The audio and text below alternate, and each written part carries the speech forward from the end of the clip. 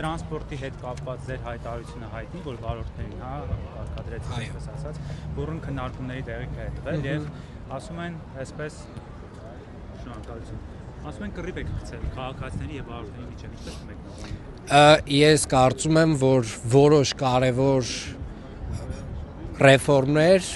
որոնք որ պետք է տեղի ունենան եւ պետք է տեղի ունենան առաջին հերթին մեր մտածողության մեջ, մեր վարվելակերպի մեջ փոփոխություններ, արատավոր երևույթներ, որոնք որ միգուցե համարվել են սովորական, մենք պետք է ձերբազատվենք դրանից եւ որոշ դեպքերում դա մի փոքր նյարդ մեզանից պահանջելու է եւ իրականում այն ինչ որ մենք իրականացնում ենք տրանսպորտի ոլորտում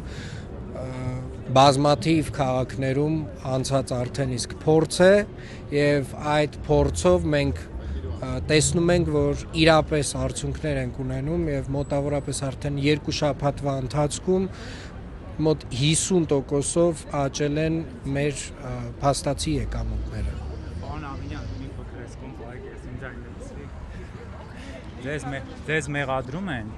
Պարոն Ավինյան, ձեզ մեղադրում են, ասում են, որ այն գործառույթը, որը պետք է դուք անեիք, այսինքն համակարգումը, կառավարումը, ձեր վրայից գցել եք վարորդների վրա, եւ այս ամբողջը հիմա իրանց ուսերին է։ Այսինքն դուք չեք ձախողել եք, հիմա վարորդների միջոցով եք։ Ուրեմն մենք ասելով մենք ես նկատի ունեմ Երևանի քաղաքապետարանը, տրանսպորտի վարչությունը, Երևանի ավտոբուս փակ բաժնետիրական ընկերությունը, Երևանի էլեկտրատրանսպորտը, մետրոպոլիտենը,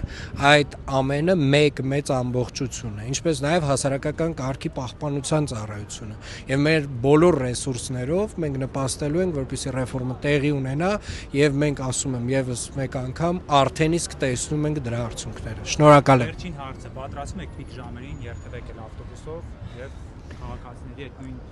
վիճակը, որ մեկ ոտքի վրա կամ իրաշալակ ինչպես իրենք են ձևակերպում, այդպես երթևեք։ Մենք շարունակաբար ավելացնում ենք տրանսպորտի քանակը Երևան քաղաքում, այս տարի արդեն շուտով Երևանում կլինեն 45 նոր տրոլեյբուսները եւ այս տարի պլանավորում ենք սկսել 170 նոր ավտոբուսների ձեռքբերում, որպեսզի ձեր մատնանշած խնդիրը լուծենք։ Շնորհակալ եմ։ Դուք պատրաստվում եք։ Բարև ձեզ։